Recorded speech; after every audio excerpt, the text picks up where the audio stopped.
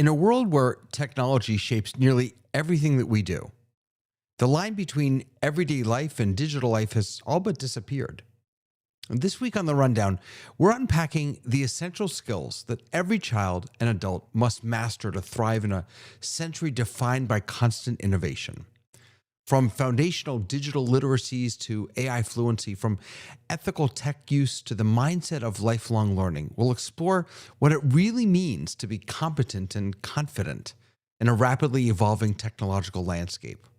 Our goal tonight is simple: to cut through the noise, get honest about what matters, and map the skills that will define the next generation of creators, citizens, and leaders.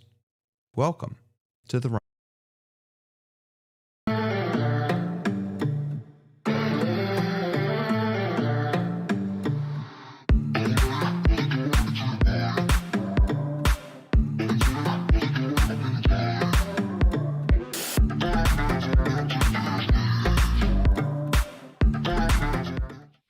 Hello, welcome, welcome, welcome. Good morning, good afternoon, good evening. It's good to see all of you. Good to be with you.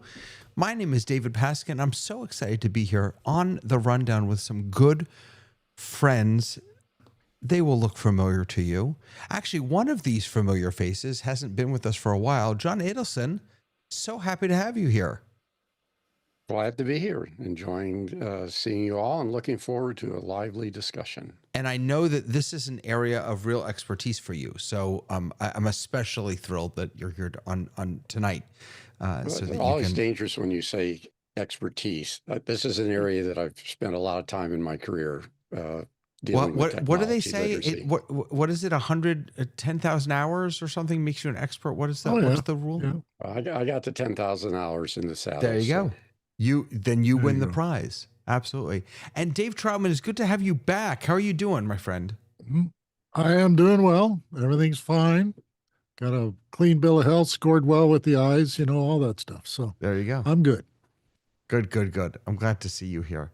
And Sky and Tamara and Tony and Lois, it's good to see all of you. How are you all? Everyone good? Good. Yeah, good. Fantastic.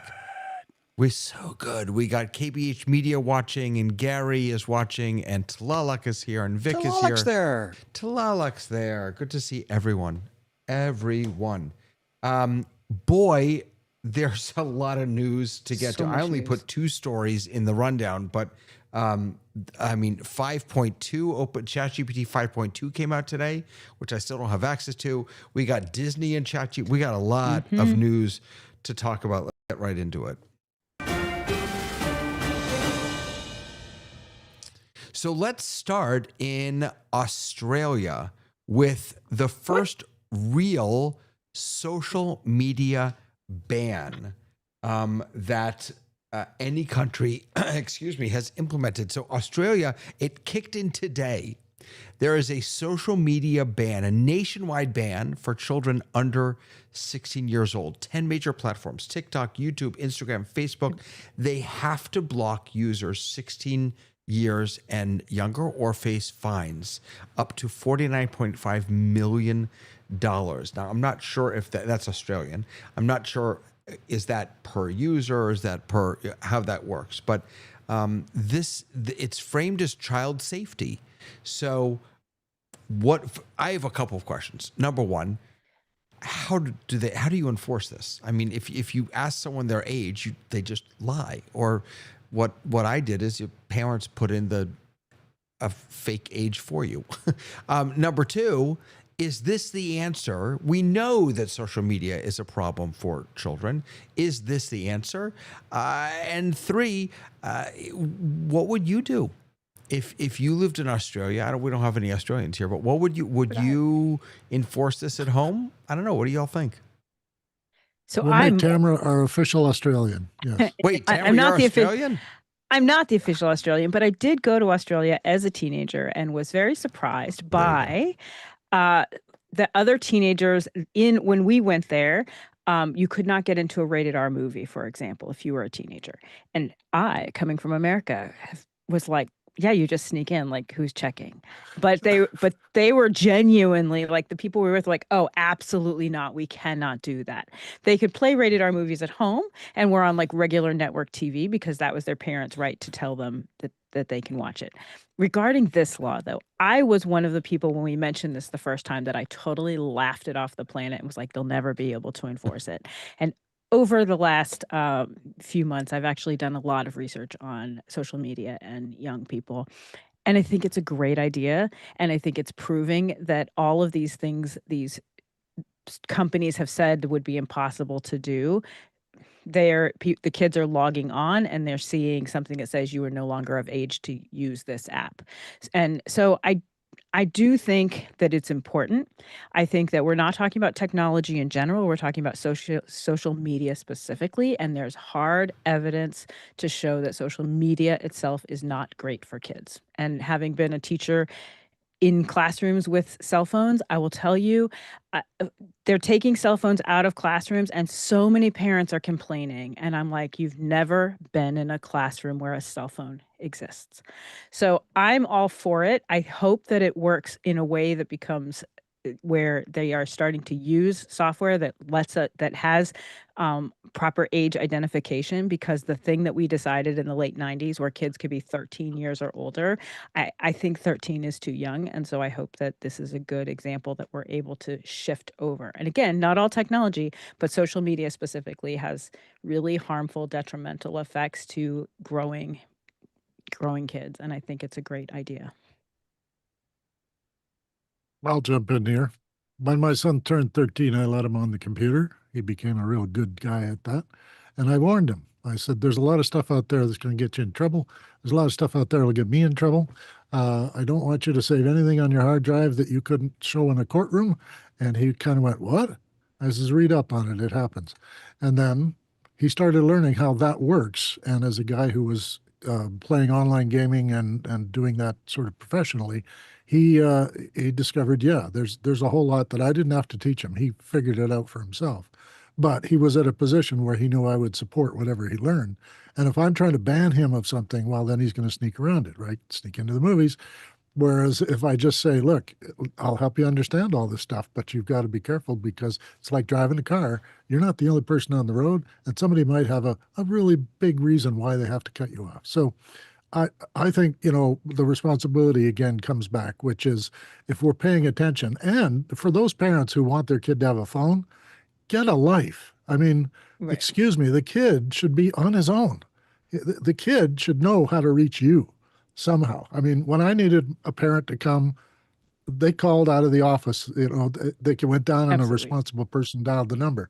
So I don't see the advantage of having this tether on a kid. They know they're being tracked, they know they're being surveilled, and that just makes them unusually anxious about everything. So And there's a that's difference my- between having a phone and having a small computer in your pocket, right? Get them a flip phone. They have access to you. Get him a flip Like phone. having a What? computer in your pocket, Come that is on. stronger than many of the computers on our Come desks. Get him a flip phone. What kid is going to carry a flip Well, they're phone? cheap. Dude, Well, but- you get so- a phone for like PM $85. The But that's PM why that said- law is important, though, right? Because it's the reason parents are having trouble enforcing these things is because all my friends are doing it. And that's a really compelling argument. Yeah. So unless you can agree as parents in your friend group not to do it, then having a law like this really does help parents make better decisions. And Dave, you were a fully fledged media person helping your child navigate these waters. And the average parent is not. The PM said, start a new sport, new instrument, read a book that has been sitting there for some time on your shelf. By the way, also, remember that Australia's summer school break is starting later this month. So this isn't kicking in when kids are at school 6 hours a day. This is kicking in when Right. kids are not in school 6 hours a day, when they have even more Which time. is good for the parents. Yes. Well, I'm not sure it's good for the parents. Now the parents have to actually entertain their kids. Well, let's. Oh, you step don't have back. to entertain your kids. Leave them to it. They do it themselves. I'm not sure. I don't. Let's I step don't know. back a second from this. And I have kids and now grandkids, luckily, and know a little bit about child development. And the development, both social and mental and reasoning, changes over time. So we have made rules that we don't want kids to drive on the streets before they're 16. That made sense because of any number of things, risk taking. We have laws against having students or kids, I should say, not students, but children, not drinking before age 18 or 21. So this is just another area where enough of society and the people involved in helping our children be safe have decided it makes sense to not have kids get a driver's license till 16. It makes sense not to have children drinking. It probably makes sense for us to put some social constraints on a technology that we do have fairly good evidence that, at least for some children, it is very detrimental to their health. Okay. But so, yes, I agree with all of that. But I hate using the word but I'm going to use it. But my girls, they all had fake IDs. There was a rule that they can't drink before 21. Two of them now are older than 21, but they all drank. They all drank because that's what kids do. And kids in Australia, in this article, by the way, it's from Reuters, says it's just kind of, this is our 14-year-old, says it's just kind of pointless. We're just going to create new ways to get on these platforms. So what's the point? She's absolutely right. She's absolutely right. This is not going to stop. It will stop some. It will not, it will, interestingly enough, the kids who are really creative and persistent, they'll get through this. They will get around this and they'll find a way on. And any kid can get past the technology. When my children were growing up, I had a device where it had a credit card and they had to swipe it to be able to turn the TV on. And this was how I controlled the hours that kids could watch TV. So the only thing that it did is prevented babysitters from using it, because they had figured out the system and gamed it, which I knew they had done, but it made the point. And yeah, there will be fake IDs, and there are probably some people who do fake driver's license, and there are probably some people who go in to buy beer, but it's getting harder to do because the fines that they level to the people. So society can control how much of that tolerance that they do. But I think the point that you bring up is really identity management. How do we really know who the person is and how old they are? I don't know if you saw the announcement this week that LinkedIn and Zoom did, but you're going to be able to put your LinkedIn identity management into your Zoom ID, and then you have a greater security that the person who's on your Zoom call is the person who they say they are. And it is linked with Clear, which is the TSA. Yeah, I think whether it's TSA or the government. So we are getting to a point where we're going to have more and more information in our identity about our age. And so then it'll be easier for these things to be. Adults, children know, because children aren't in the Clear system and they're not on LinkedIn. And so I guess what I'm worried about here. I don't expect them to be in those, but I expect there'll be others. Right, but I guess what I'm worried about here is that a school district has a license of students. So I think there are technology ways of solving this. Right, if we want agreed. To do it. This is not that. This is legislation trying to solve it, and that's my problem.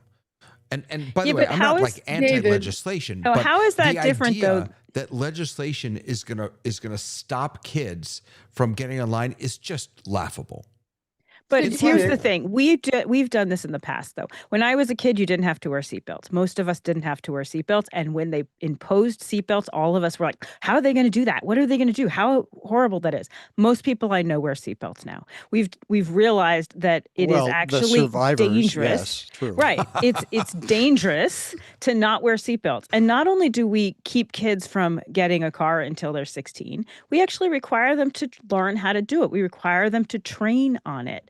And that would be a great model for us to help kids transition into social media. No, we don't. Tam, I'm sorry. Because I have a daughter who just 2 years ago got a license. We don't force them to train. We force them to take a ridiculous test, which doesn't train them for anything. We force them to memorize. So in California, You can't get a license without taking a certain number of hours in a class. You also, as a driver, and this is a recent change, and again, there was a sentimentality for me who was like, well, when I was 16, I could drive anywhere. You can't drive other kids under 18 with you Correct. in the car. Right. So we've made changes like this because they're good for us. And we have Yep. to get away from the sentimentality of, well, kids are going to do it anyways. And we have to kind of think like adults and say, is this good for kids? Well, And how many kids that we are losing to social media is too many. Right. And Go I ahead. think Yeah. Sky and then Lois. Go ahead. I grew up in Kansas. So as an agrarian society, we were driving at 14. Consequently, that the rules were available to the society that needed that, because people needed to drive tractors, trucks, and things, and to keep the family farm going. So society changes, transportation changes, education changes. So that's the question is, what is society's role in knowledge, wisdom, and parenting? So David, you're not wrong. At the same time, rules are for people that, what's the thing about locks? Locks are for honest people. Okay. So, David, I have a problem with what you were saying about. You know what worries me, Lois? It worries me What? when, after I've said something, people start their response with, oh. I get that a lot from people. Sorry, I'll try to. No, I'm On the kidding. Go ahead. spot, Go. Go ahead. So, you said that your kids had fake IDs and you knew it and it was fine. And I think that having a law that says this is not okay can help parents enforce the rules that they want in their family. Now, if they say, I think that rule is ridiculous. Here, I'll help you fake an ID and you can get in when you're younger than the law says. That's a parental choice. But I do think it's better to have the law and then have people say, oh, you can't do it because it's against the law. It gives you support. It gives the parent more authority. That's a very fair point. And let me just clarify that I did know that my girls had it. I was not in favor of it. I just lost that battle with my daughters and with my wife. I lost that battle. And the argument, by the way, and to a certain extent, I think you could make the argument in this case also, is that doing bad things, not bad, sorry, doing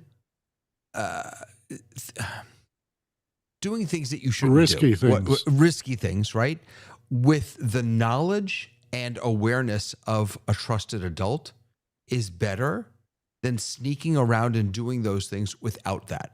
So my wife's argument was, I know what they have, I know what they're doing, and I want to know what they're doing. Like, I would much rather know than not know. I would much rather have my daughter have her first drink in my house than have it out somewhere else. So, well, and that's why England and Europe are such a example of this, because I know in Germany, it's like $3,000 to get your driver's license and a very significant hard test. But you're going on an Autobahn that has no speed limit with vehicles that go hundreds of miles an hour. So they don't have accidents. They just have fatalities. So if you're doing everything you can to protect that. And consequently, yes, the heritage of drinking wine in the household is an absolute heritage. So consequently, that we are bickering over puritanical, regulations. It frustrates me that we can't get back to, being a society that thinks. I do think. I remember looking We have to legislate. I do think, David, Lois, I want to give my condolences to you losing out to your wife. And your thank two you. I daughters. appreciate Yeah, that. really. That's, Let me just we say, all feel bad for you. Hold on David. one second. Slightly I just want to differently, say, my wife's. wait, John, hold on one second. I just want to say, Lois, back to your point that I agree with you. I think you're absolutely right that legislation does help support parents in making those decisions at home. I think I agree with you 100%. Let's take Dave, and then John. I'm going to give you the final word, and then we're going to move on. Go ahead, Dave. No, I'm going to give it to John. I think All he's right, going to John, probably it's say all the you. same thing I am. I'm not going to say anything that wise other than my wife's father was a printer. And when she needed a fake ID, he said, if you're going to have a fake ID, it's going to be a good one. And it was better than the real IDs they got. Oh, God. Wait, I pressed the wrong button. Sorry. See, I got all like I thought that was frazzled because news. we're talking about fake IDs. I thought that was high news. John has something important. It's news. John has something important to announce. Okay. It's the Waymo news. Yeah. Yeah. So speaking of Accidents. children and news and what have you. So this is a little crazy, actually. There have This is been crazy. 19. Wait, is it 19? There have been, yes, 19 violations. This is in one community in Austin. 19 violations by Waymos, which is the Alphabet robotaxi, of not honoring and giving right of way to school buses. Well, I have nothing else to say because Sky is like, you can't wait. Well, I've ridden in the Waymos in San Francisco. They are also in Los Angeles. They are also obviously in Austin now.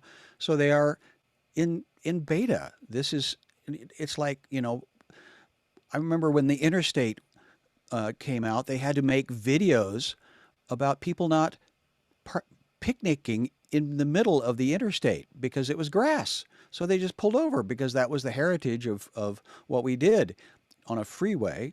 But again, in the evolution of a thing, this is what I saw when I looked at the news report it was a slow news day. It's Really? a really slow. Oh, absolutely. Driving by a school bus with kids parking. No, because I'm not disagreeing that is it heinous? No, it's we're not in early heinous. No, days. I agree. Well, I know, but again, that's the job of the local news reporter, is to sell advertising, and so they have to find something that's conflict. But I think the question that it raises, and you described it right. You said this isn't beta. The problem with beta is that I get to opt in to whether I want to run 26.3 beta. Yep. The kids on the school bus, they didn't opt into this. And God forbid if someone were to get hurt, which has not happened yet, so I want to be clear about that. But God forbid, they didn't get to opt into this either. So this, in some ways, I think this is a question of, is it okay that we are beta testing 30,000-pound automobiles on the road? Lois and then Tony. So, reading the article, it says the National Highway Traffic Safety Administration has been reviewing nearly 700 Waymo-related incidents since January of 2025. So it's not just in Austin, and they just need to fix it. I mean, it's like, I think they should have fixed it after the first 100. Yeah. Tony. I keep going back to this thing about acceptable loss. I think that is a real thing. And, it doesn't matter. I don't think it matters in terms of what industry you're talking about, whether it's tech or manufacturing or whatever. There is a mindset. And that mindset is that there is an acceptable amount of loss. And unfortunately, until we make a decision that we're going to do something different about, these things, as Lois said, that, it should have been addressed a long time ago. But why wasn't it addressed? Because of the mindset of acceptable loss. Yeah, I agree with that. And it does say that Waymo is fixing it. They have a recall on software, and they're updating the operating system in the cars and stuff like that. So, Right. it's not as bad as we think it is. Well, again, I'm not suggesting it's bad. I mean, thank God no one got hurt. I think it raises an ethical question about beta testing something in the public. And Tony, I'm maybe I didn't follow you exactly, but are you suggesting that I'm children's saying companies, putting children in insurance danger companies, is they're deciding that that's acceptable? absolutely. Yeah, I agree. with No, really? Yes. Yeah. Yes. Yeah, I don't quite agree with that I because don't agree with essentially, that if we either. really didn't, if we want to do what is acceptable loss, how many highway deaths do we have because we have speeds going too fast? And statistically, Waymo did X number of violations. I don't know if you know anybody who's been a bus driver, but trust me, humans do far more violations. Thank you. So we have no idea of how this is. I had the opportunity in beautiful San Francisco. You may have read the story where the Waymo car pulled over when the police came behind him. As soon as the police stopped their car and walked up to the car, the Waymo car drove away.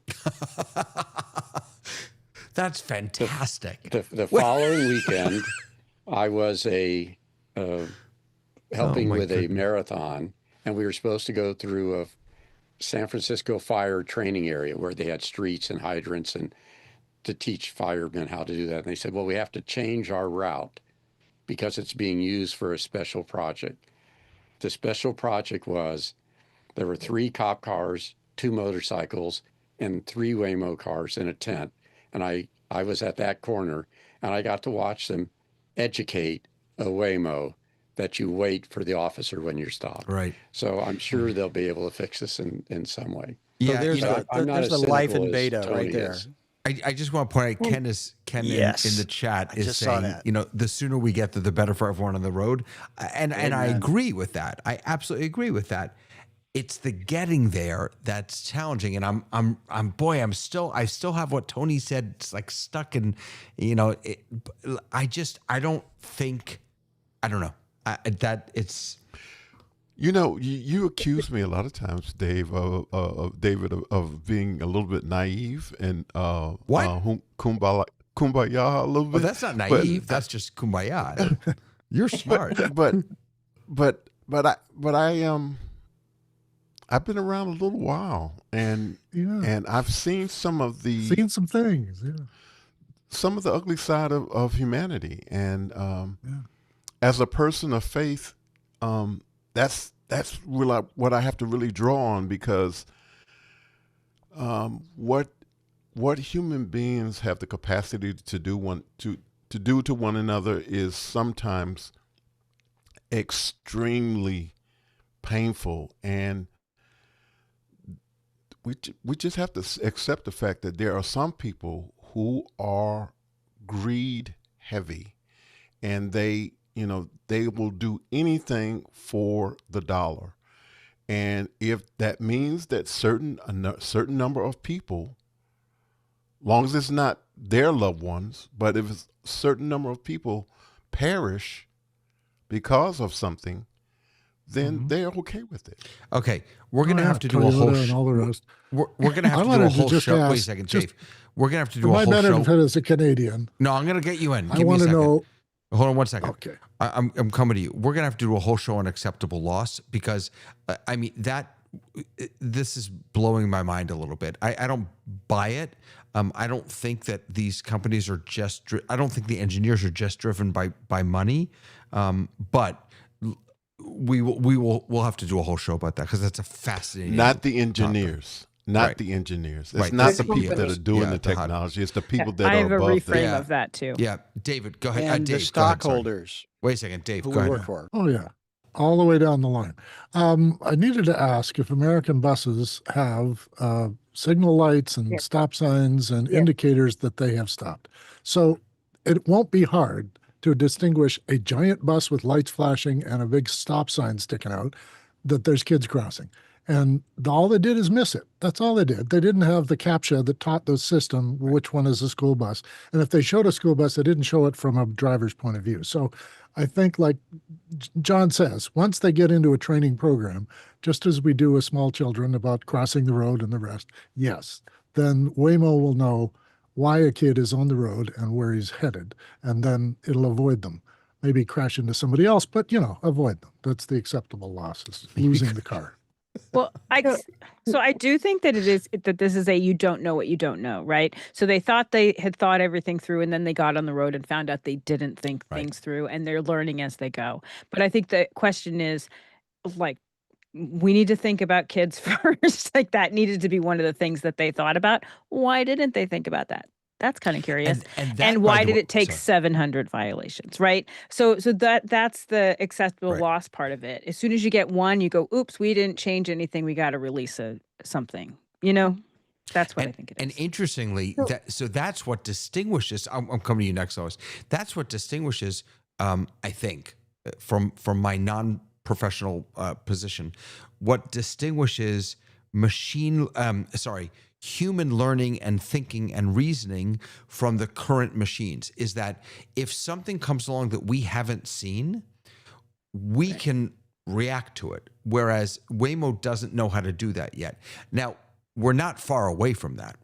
I was actually watching a really interesting video yesterday where a reporter went into Google's DeepMind robotics laboratory.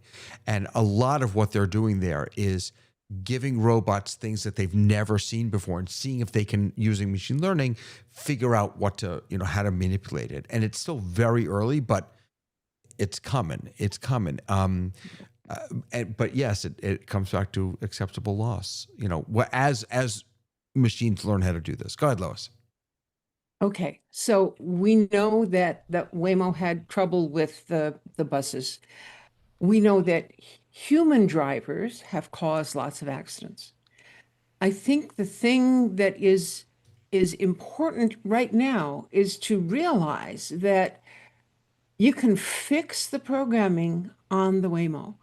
How do we fix the programming on all those people that have had accidents? How do we stop that? And that's a whole different discussion, but I think I think Waymo's taken care of. They're working on it. And what are we going to do without people? Well, isn't that what Waymo's going to solve, right? If we have driving cars, then we can get some of those drivers off the road. Good plan. Okay, I think I'm done. Well, and that's the other thing I want you to add to that that will go hand in hand with that next topic, planned obsolescence. And consequently, the industry is making sure that things break sooner so they can sell more or change, And now that life is a subscription, we no longer own a product. So again, it's for the best interest of the stockholder that things, break and change. And can I put planned obsolescence also? Yeah, in wait. that, Okay, I have another question though, and again, maybe this is another conversation, another show. But now you all have me wondering. Tony, I think I'm the naive one because I get corporate greed. Of course, I understand corporate greed. Of course, I understand stockholders and all of that stuff. I don't understand it, but I mean, I understand how businesses are geared toward just. But I look at Waymo and OpenAI and Google, and of course they're in it to make money, but I don't think that's the only reason they're in it. I don't think Zoom is just trying to get as many people to pay for a pro plan as possible. I genuinely think that these companies are trying to make the world a better place. I think that's a different argument though. So somebody comes up with a great product, right? And they sell it. And then they discover that there's a flaw in the product. This is where it goes left. After the product has been out there and they discover that there is a problem, they make a calculation in terms of, all right, at what point do we stop and fix this? And that's where the acceptable loss comes in. Right. So many people have to get injured or the lawsuits have to reach a certain level to where we will stop. That's really what I'm trying to get at. It's not that that people are not being creative and have a desire to create great things. You know, the atomic bomb being dropped on people in Japan was a horrible thing, but that same technology could have been used to and is used to create energy. So it's not that there is not creative good that is in the world. The issue becomes that people make calculations about when they will decide to fix something, because there are other people who are making money and they don't want it to affect their bottom line. Okay. And the benediction came early this show. That was amazing. I Am Fatness said something really interesting in the chat. He said, founder CEOs believe like you want them to. He's speaking to me. Once they are replaced, it isn't about doing good, right? So there's this founder CEOs who really are pursuing a vision. They get it. For them, it's about doing more than just earning money. But then as soon as it becomes the grind of just going, then it becomes something else. Really interesting. All right, let's move on. Let's move on. We have great topics to talk about in the future now. Okay. What are the most important skills, knowledge, capacities that not only children but adults need to have in this new, it's not just more than a digital world, in this new artificial digital world of attention? What is it that we, I mean, is it, let me just, I'll give you a couple examples. Okay. So one example. So I've got a bunch of kindergarten through second graders down the hallway, and they have iPads, and they're doing a math program on their iPads called Zern. And we spent a good couple of weeks teaching them how to log in, how to type their name and type a password and then log in. And now they've got it. And that to me is an essential, well, it won't be anymore because soon you'll just touch it with your finger and then you won't have to worry about it. It'll be biometrics. But at this point, that's an essential skill. Knowing how to access information by logging in is a fundamental skill. Let's go around the ring, and then we can talk more. Sky, and then Lois. Sky, essential skill. I was going to hijack it, but I don't know if okay. I was impressed by a recent podcast I'm listening to called Hidden Brain. They had a neuroscientist, a cognitive scientist, Phil Fernbach, and he wrote a book called The Knowledge Illusion, Why We Never Think Alone. It was the October 20th, 25 edition of that podcast. And I thought of you, David. I thought of, let's get back to the circle. Yeah, I will. Tell me the name of the podcast again. Hidden Brain. Hidden Brain. Okay. It is long running and well researched and well documented, and not for the, and so it explores deep, good conversations like we try to here. But what came to mind was knowledge has been around as long as people, and this is where I thought of you, because there's a shared book that has lots of other books in it, and I thought of Ecclesiastes, and I looked it up, and it says one rabbi's comment was, they argue that it's striving for the total of knowledge is ultimately an exercise in vanity. And so that's what I thought, I wish I knew somebody that knew something about the Old Testament and how to tell me what that really book is. So what's the expert rabbi think about people that thought about knowledge thousands of years ago? Well, 2,200 to 2,500 years ago, they were asking the same question. They were. Hey, Dave, you're on mute. Oh, I'm muted. Sorry. Yes, they're So he fed this to me before we started, just so everyone knows. Just a minute, so I and just a missed minute. kind of a And sneak peek. my initial thought was, why are we turning to Ecclesiastes to learn about learning? I mean, I would. There Because are other I'm not the texts- rabbi. Right. There are other texts that I would choose, but I think that I agree with him with Ecclesiastes that thinking that you can know everything is a fool's errand. It's a fool's dream, and it's not the point. It's not the point of life. So you know how there are different there's Protestant and Catholic, and in Judaism there's Reform and Conservative and Reconstructionist and Orthodox. Well, I've been in all of those, and I've made my own. I have a movement of one, and I am an under constructionist Jew because I'm under construction all the time. I'm always becoming. I'm always learning something new. I'm never the same that I was the day before. And that's the point. The point is for us to constantly be yearning and moving toward and striving for that thing that we can never actually get, which is, as he says, knowledge of everything or complete knowledge, right? We can never get that. But that doesn't mean we stop striving for it. And so in my 9 years of higher education between college and rabbinical school, the only thing that I truly learned is how little I know and how much more there is for me to learn.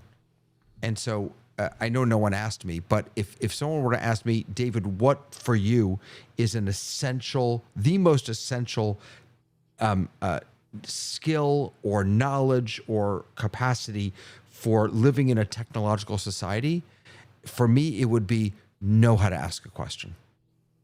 Just ask questions as often as possible. Right. And be interested in stuff. I watch the dumbest videos. I watch videos about I see videos of people building homes in the middle of the woods. There's a guy on TikTok. I think he's on TikTok. His whole thing is he goes out into the snow and builds like snow homes and then cooks food, and like he's just a survivalist. I think it's fascinating.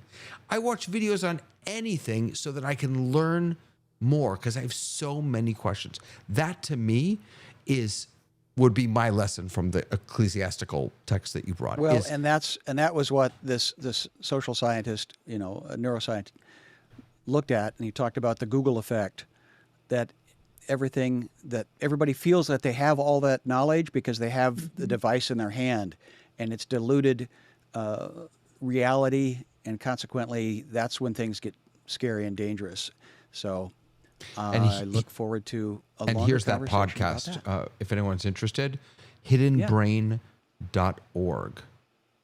This Looks specifically really cool. was at the end of the Love 2.0, October 20th, 25. It's kind of a reflection. At the end, they go back and say, people have called in about a previous episode. We want to talk about that with you. So it's a nice interactive situation. But the Here we front go. of that whole show is about love. It's really good. Love Yeah, go. 2.0. Beautiful. Yeah.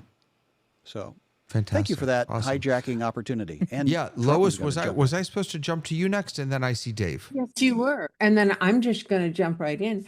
I don't know if the listeners know that we on the panel get access to a document that David prepares for us with lots of information and things to think about. And the title that he gives that is not always the title he gives you when he starts the show. So just so you know what we prepared for, this title said, May or may not get discussed. This yes. is code for David. Essential- You screwed up. no, it's No, not, it David. isn't. It's It what isn't happens at every all. time. Essential tech skills and knowledge for the 21st century. That's the topic tonight. And the first paragraph, I like the first sentence. Technology is woven into nearly every aspect of modern life, reshaping how we learn, work, and interact. In this 21st century, being, quote, literate, unquote, means far more than reading and writing. It demands a blend of digital, cognitive, and social competencies. That's the summary of the thing. So I'm going to say essential skills that I think that I need for living life in the future is I need to know how to log on. Yep, yep. And I'm glad they're learning that in kindergarten. That's a good thing. I need to know how to get information.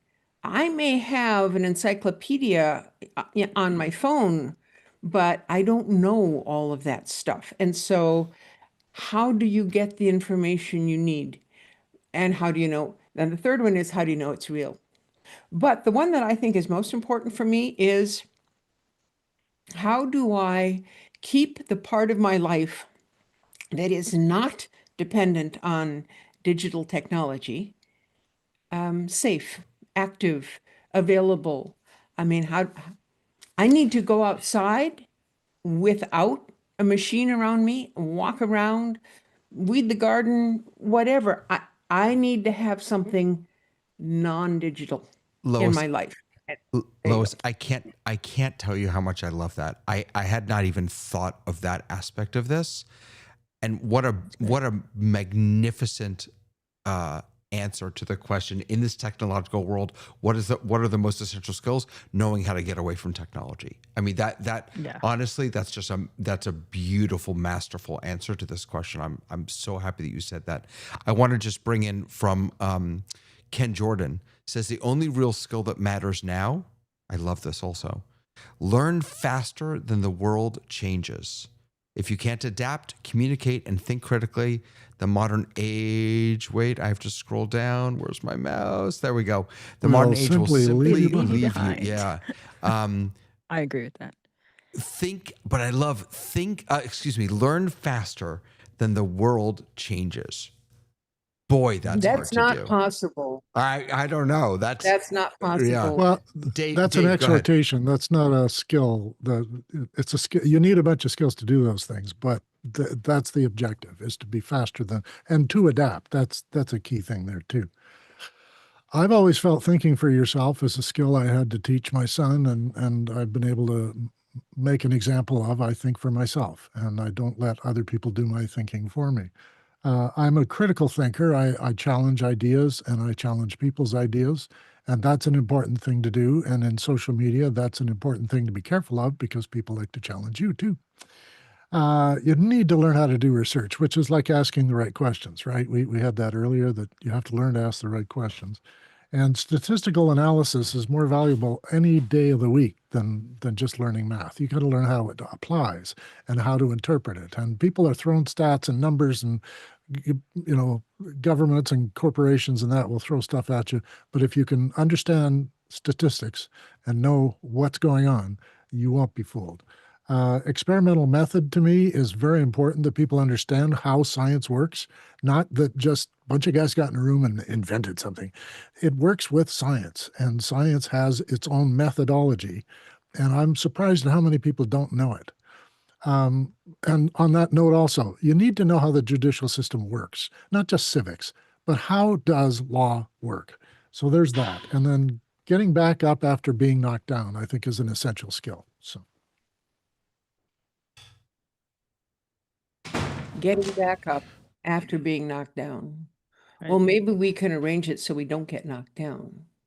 What about you, Tony? Oh, you're always nature will knock you down. I mean, sorry, you slip and fall, you fall off a mountain, you ski Yeah, into it's a pole. Yeah. So you got to be able to get yourself back up, get on the horse and keep going. So, yeah. Okay, Tony. Oh, okay. I think about this a little bit differently. I think that there is this thing that we deal with, particularly here in the U.S. about, and when it comes to education, and there is this thing of training, and then there is educating someone, and I think that I have been a beneficiary of being educated. And this is the difference for me. Training allows you to do a specific thing because of repetition and because this is the thing and you are trained to do it and you can do it. When you are educated, there are no limits. When you're given a certain amount of information, but what makes education different than training is that there is capacity for curiosity. And when you are curious, when different things manifest themselves, different technologies, different thoughts, ideas enter the space in which you are allowed to continue to develop and grow. And as already been said, this whole idea of never giving up on learning new things. I think curiosity is the way in which you get to not master, but participate in the new things as they develop. And I'm happy that I'm in this space where I'm guilty of being, a person who explores so many different things and is a master of none. But it keeps me alive. It keeps me thinking.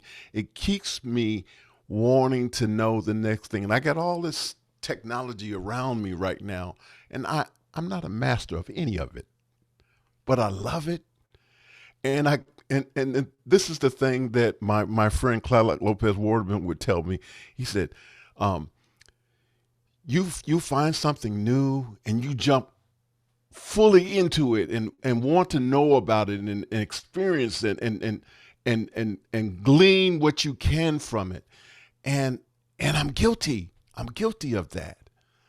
But I have to say that I'm thankful that I had the education that I had, because I grew up in the 70s and I graduated high school in the middle of the 70s. But I went to a school that had a component that was different than regular public schools. And what that was project-based learning. And so you had all the traditional things that you do in education, all the classes. But we had the spring, we did projects. We started school in the summer. And so at the spring was the end of our school year, and we did projects. We did plays, we did photography, we did bike hikes, we did debates, you think of something and we did it. And it was wonderful in that we got to understand that there was no limitation to the things that we could be curious about and learn. And I could keep, it was reinforced in the college that I went to. And just curiosity. Yeah. And so being educated. That's beautiful. John, I want to come to you. But before I do, I want to ask a question. I don't want to answer it now. I just want to plant it in people's brains because I'm curious about this question. What are the essential skills that we need, and how we may want to answer that question in relationship to the story about the ban on social media, right? What are the skills that we need to be teaching around social media use or around more in general internet use? And I don't know, those two pieces are interesting to me. But before we get to that, John, so you're a professor, you're an educator. This is what you've been doing for your life. What are the skills that you have seen over the years that have been lasting and necessary as technologies have evolved and changed? Good question. And I'm going to, what did Sky say? I'm going to take a little diversion because I read your notes about what the topic was. So I even made a little bit of a graphic here about technology literacy, and I'll come back to that. Uh-oh, But typo. Sorry. The educator in me it found may a be, it's typo. not mine. I was going to tell you Oh, this okay, comes good. from a company that creates robots to teach robotic building to middle school students. And even though their company is based on creating robots that can dance and have articulated arms, and the person who started the company had been building robots in manufacturing, and he decided he'd rather focus on helping kids learn about these technologies. But before I get to that, and I'm dyslexic, so I never see the spelling mistakes. I'm consulting these people, so we'll help them correcting it. But deciding what society should teach in schools is not only dealing with technology literacy, but when do we teach multiplication tables? When do we teach social studies? The whole idea of what the curriculum should be and what the core of knowledge should be is a very complex mismatch of all sorts of things. So I'm going to talk more subtly about the very simple, what is technology literacy? And before I go to that graphic, probably my biggest connection with this was when I was at the university. I left and joined a firm called Designware, and we were creating interactive multimedia, but working with Apple II computers, but we were working with Atari's, Radio Shack. And one of the things that was happening in that period, the early 90s, was everybody was talking about computer literacy. And most of that was defined as teaching people how to program in BASIC. And we created a different curriculum on computer literacy called Computer Discovery. And it had 4 components to it. One was a history. How did we get to the point that computers were here? 2, then we got not teaching them a language called BASIC because we knew that BASIC would eventually be replaced with another language. But there's certain core components to any programming language. So what were those core components? And then we taught the students with a little robot how to apply those components, like repetitiveness, X, checking things. So we didn't teach a specific language, but we taught computer language concepts. But we also had a whole section, longer section, on social impacts of the technology, and a whole separate chapter on ethics. So I think when we talk about technology literacy now, I'll pull this up and we could find where the typo is. But with technology literacy, Dave, you were talking about functional skills, which I think is probably spelled wrong. But that was logging on. We could talk about the ability to find and select information. I think Lois talked about that. I was talking about social cultural understanding. Earlier today, when we were talking about Australia, they were dealing with safety associated around technology. Same thing with WeMo. Probably more important is the critical thinking. But when you take critical thinking and combine it with collaboration and creativity, with the ability to find and select relevant information and put it in some cultural setting, and you have the functional skills to be able to execute it safely, then we have a powerful communication tool. And I should give credit to this company. This is the where learning comes alive, and that's the robot that they're teaching kids how to build and program. But even with building this, and this gets the kids excited, and it's one of the few robots that can actually dance, and there you can see dancing. But they felt as important as part of their mission was to put this in the framework of technology literacy. I Robotical. love that. Sorry, robotical.io. I'm just making a note of the URL. That's the Great URL. little company there in Robotical.io. Edinburgh. I'm sorry? They're a great company there in Edinburgh. Yeah, this looks really cool. Can you put that? Hey, John, can you put that in the YouTube? Yeah, robotical.io. I'll pop it in there. Yeah, and here it is. Learning regression, Unplug. It's a great little company, and there are quite a few of these around there that are trying to figure out how to, best use technology and help it in the classroom. So they have their own little app on the iPad. They have a whole model for learning lesson blocks. So they're a great little company. They're a small startup, but this person decided he'd rather create experience for children than help build a robot that would build a car. Wait, I love, scroll back up a little bit because I love right there, physical computing. That's fascinating, right? That it's not just about computing, and technology isn't just about the social media and the virtual meetings and it's stuff. Oh, I'm sorry, I should have you full screen. It's stuff that you can actually like touch and feel and manipulate. That's very cool. I like that. And that's part of what we did with our computer literacy, is that we didn't teach the basic line 10, print hello, line 20, circle, and then you print hello on a screen. The programming concepts that we taught were taught having a robot walk down the field and kick a soccer ball.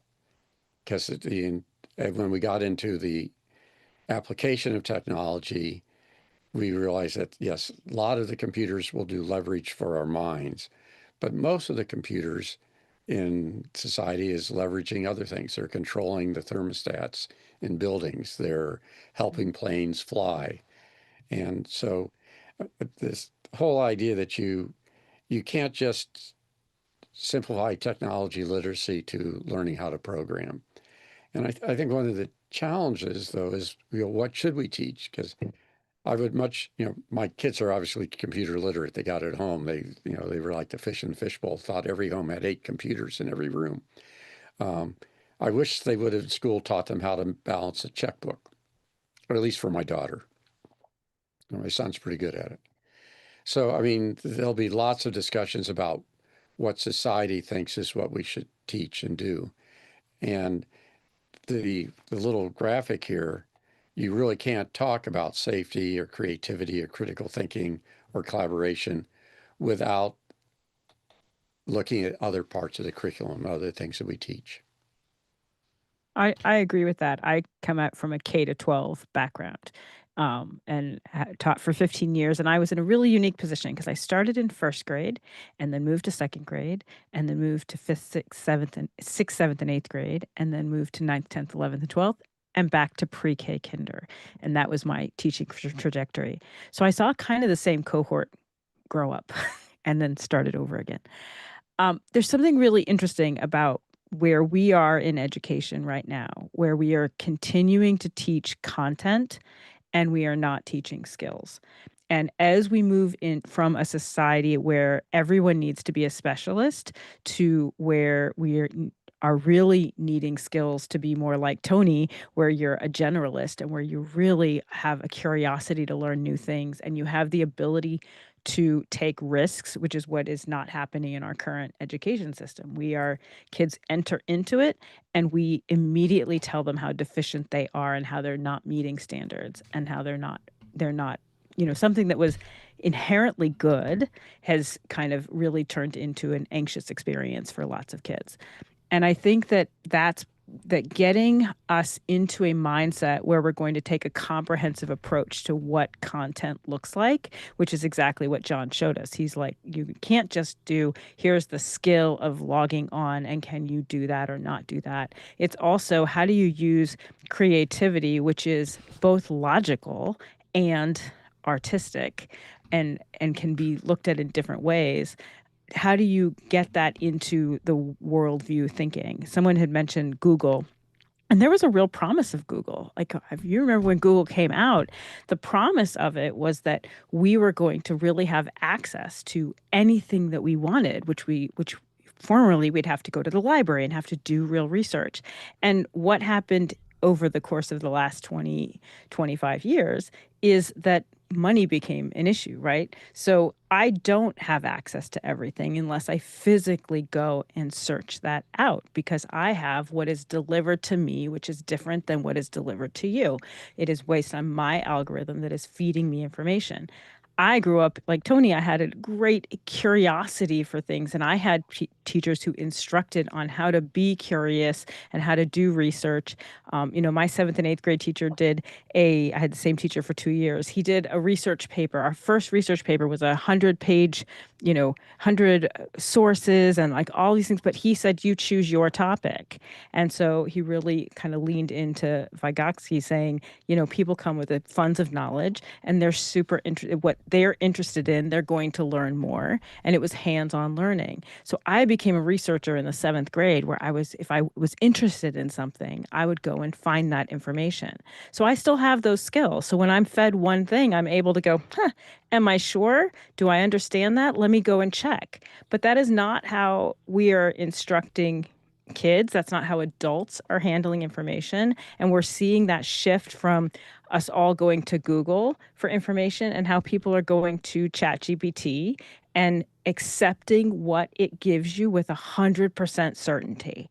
And because it gives it to you with 100% certainty, even when it is hallucinating things.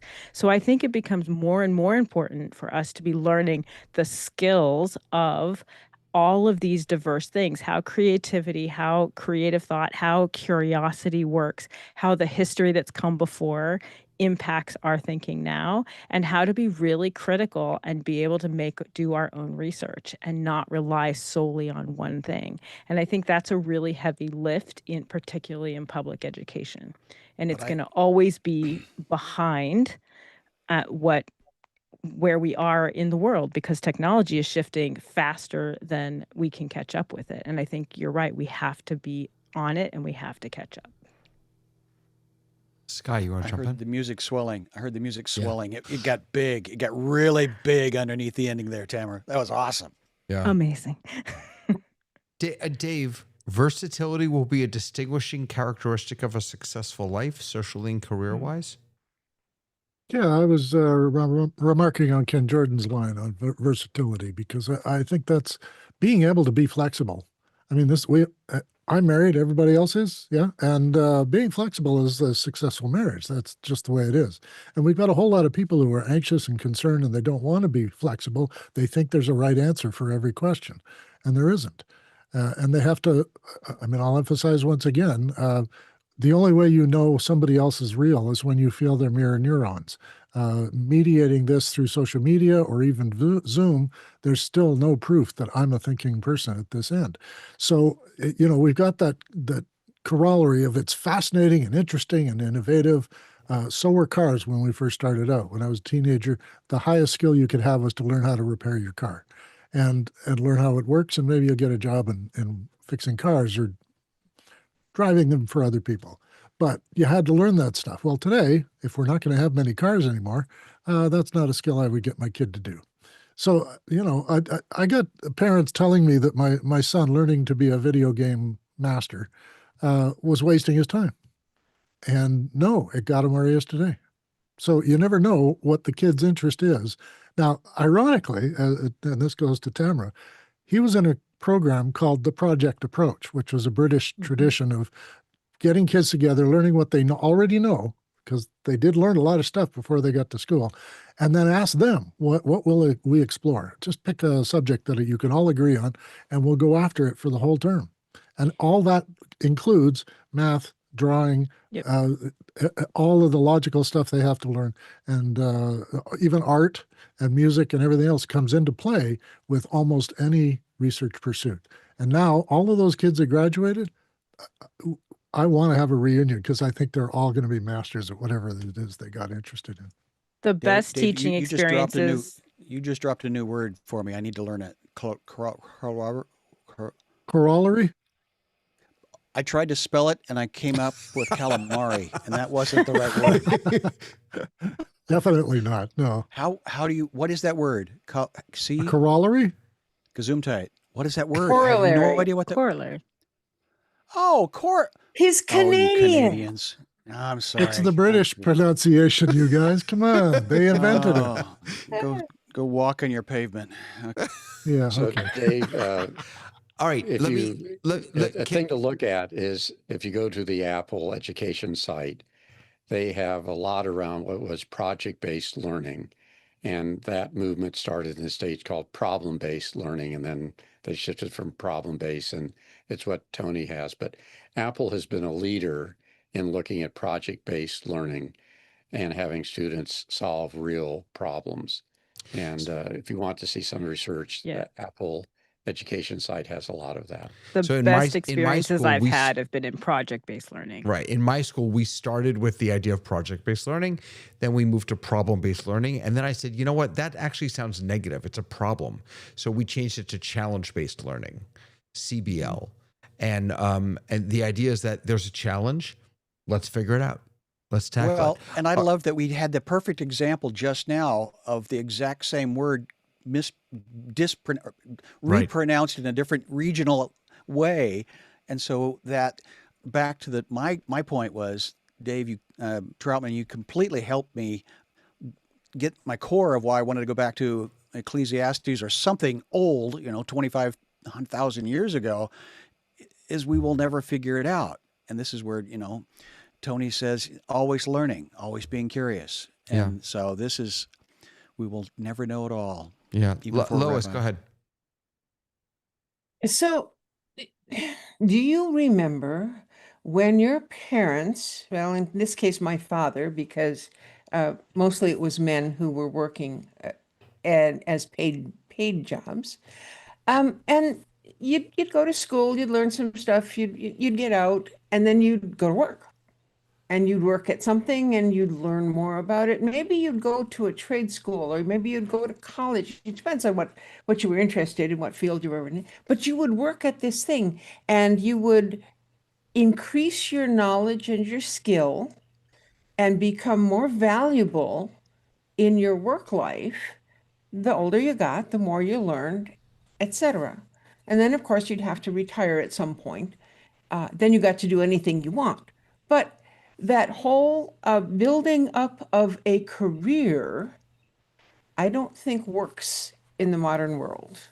I really don't think it works, because unless you are doing something that is physical, like being a plumber or being a shoemaker, or something that is actually giving you hands-on things, then the stuff changes so fast that as you get older, you don't get more valuable. You get younger people questioning, I wonder if she knows anything. So there's just another thing to think about. Lois, that brings me back to what I see you, Tony. It brings me back to what Ken Jordan said before about learning faster than the world is changing, which is it's I love that idea, because that gives me something, again, something I can never achieve, but something that I can work toward. But Tony, go ahead. Yeah, I agree with what Lois said. My wife just retired from working for the state of Georgia Social Services, and she got in about 35 years. And one of the things that is interesting is that those people who are under her, those people that she managed, typically they'll last about 10 years. And then they'll move on to something else. That is the way in which younger people are operating. No longer do you stay at a company and work 40, 50 years. That's over with. And I think it really goes back to the conversation that we've had before about being able to adapt and have a variety of different interests and things. We are in a time where you can kind of do the kinds of jobs that you have an interest in doing.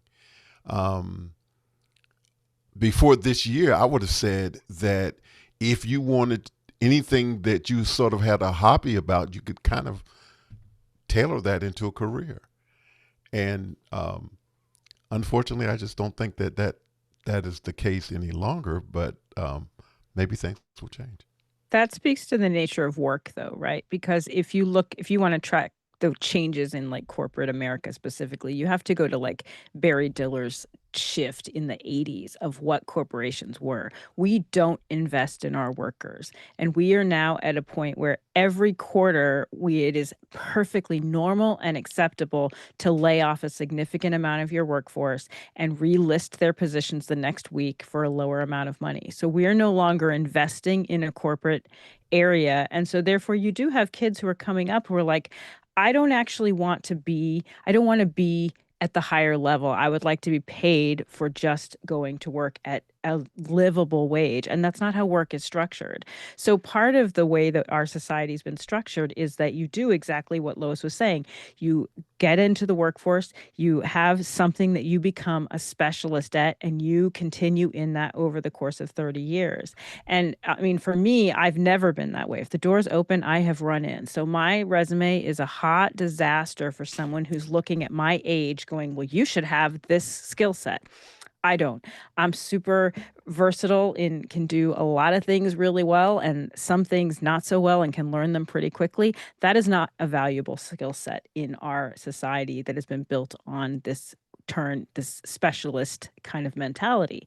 That's shifting now. And I think that if people are going to be, they're going to have to be more like I accidentally was that person. That's how I entered the world. If I'm interested in it, I learn it, I do it. And I think that's going to be the skill for generations coming up, is that it isn't going to be you learn one thing. Now, my dad was a mechanic. He was a mechanic. His dad was a mechanic. He started in the business when he was, 15 years old, and he was learning the business. But shifts happened in the 80s when we had the smog program come into California, and he actually really excelled in making that shift, because one of the things that kept a lot of mechanics from making that shift is that it is a test that you'd have to pass at 85%, which meant you had to read. And a lot of people in his field did not read. So he was someone who was always making those shifts and making those kind of changes. Now, I'm not sure, he went from being, someone who fixed cars to someone who diagnosed cars, which was completely computer based at the time of his death in 2004. It is completely a different world today. But I think we are going to have to look at really understanding that having a more versatile approach than learning one thing over the course of 30 years, not because that's not a great thing to do, but because we don't have a work society that supports that anymore. There's not an investment in humans to continue to help them grow and give them opportunities and guide them into someone who is an expert and a valued expert. We don't value that anymore. We value other things. Not to mention, Tamara, that we don't even know what we Right. need to be experts Absolutely. in for the future. I mean, there's just no way to But know. we're still training people on an expert model in a world that absolutely does not function that way. So I'm gonna call you back again. You're being too broad. You're saying we're all the same. We're not. I have met some folks. We had some plumbing problems in the house. I had some plumbers come out to fix it. That group of people in that company, it's a very small company. It's only like 6 people, but they're experts. They're wonderful. And don't forget that not everybody's in a big corporation or in a big university. Right. There's a lot of people who are doing small businesses in which they can be an expert in the field that they have their business. I agree with that, but what I'm saying is we have been on a trajectory where we've been telling kids that their best path is to go to college to do these things, and we have not been prioritizing the fact that someone can be making a very good living being a mechanic, being a plumber, that those are valued positions, and and you're right that you can become an expert in those positions. So we have to shift how we consider what is valuable in terms of employment and in terms of people. And it's something we talk about a lot. How do you balance the excitement of technology with the fact that there has to be a human component, and we don't want to lose that part of it? And I think part of that is taking a more broad approach to saying that all of these things are interconnected. You can't talk about technology without talking about safety. You can't talk about technology without talking about creativity, which is exactly what John showed us, which is like this web of all of these skills are important. It's not a list of 5 skills that are most important. It is really learning how to become someone who can take on a task, that isn't afraid to try new things, that isn't afraid to fail. And that's something that we are afraid of. We're afraid of failure. And failure is where great things happen. And so those are the kinds of shifts that we have to make as in education, but also as a society. We have to get to a point where we're okay looking up a fact and going down a rabbit hole and figuring out whether something that I believed was true is maybe not true, because I now have evidence to back that up. And it is about versatility. It's about keeping track of things. And I think I hear a lot of people in regular conversations, outside of our conversations, where they are so afraid of AI, they're afraid of these things. And so their attitude is like, well, I'm just not going to deal with that. And there's going to be a block where people cannot function on a level that they need to function in with the way that things are changing. There's such a fear of things, and it's because there's not an approach that's broader. It's not I know this fact or I don't know this fact. It's I know how to handle something that I don't know. Well, Rabbi Paskin, I need to ask your forgiveness. I've sinned. I started looking at Instagram this morning. I didn't know. I didn't know. I didn't know. We Jews don't do this whole, what? Confess your sins. Well, to you me said thing. faith tradition thing. I was just trying to. I kind of homogenize the what was it? The unconstructionist Jew. Or what was the right. under construction? Deconstructionist. Under Anyway, Construction. so yes, I love that so much. in that scrolling of research, I noticed the algorithms were really targeting me. And yes, to Tamara, your point, the conversation is no. Telling people to run after their passions is heresy, is horrible, at least according to this guy that I was scrolling past, and he caught me longer than 3 seconds. And he says, no, find out what you're good at. Right. And chase that down. Now, can you make a living at it? That's a different conversation. And that's the difference between, singing or being an entertainer for, as a way to make a living. It can be done. It may not be at the quality or level that you think you should deserve, but that's a third conversation. Yeah. So we have lots of things to talk about. We have a lot of things to talk about. I want to take a moment because we're already over time, but I want to thank, as always, I want to thank the people who are watching on YouTube who are having a really rich conversation and contributing so much to this. And I have to be careful about this, because if I don't choose the right one, I'll get in a lot of trouble here. But one of the people watching is my daughter, Dahlia. Yes, she was one of those who had a fake ID, but now she's engaged to be married. She just got engaged to get married. So Wonderful. that's her beau over there, Austin. So I wanted to give a shout out to Dahlia, because despite her having a fake ID, she did okay. So, but to Ken Jordan and Tlalak and everyone who's watching, really, really glad that you're here. Especially glad that all of you are here. And John Adelson is here. He's got his hand up, so I'm giving him the last word, and then we're out of here. John, take it. The last word, Dave, is you started with saying that you went through elementary school and went all the way through graduate school. And the more that you went through school, the more you realized there was so much more to learn. But you really didn't take advantage. You have a teenage daughter. They know everything. She does know everything. And I know nothing.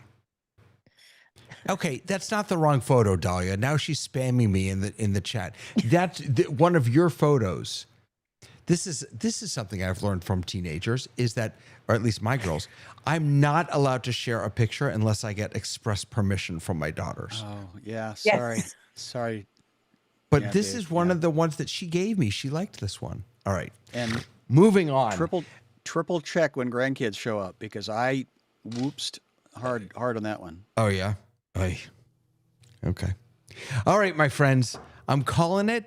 We will be here next week, and then we will probably debate whether we will be here the following week, because we started talking about it last week, but I don't think we ever finished. But we will definitely be here next week. I'm really fascinated in Tamara.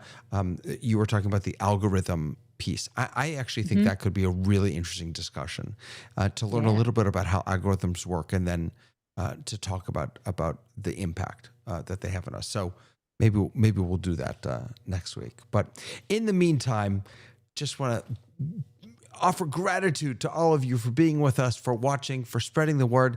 The rundown.show is where you can connect with me if you want to join our panel, if you want to have specific topic ideas. Please share them with us. Gary, thank you for that feedback. I appreciate it. And we will see all of you next time on The Rundown. Bye, everyone.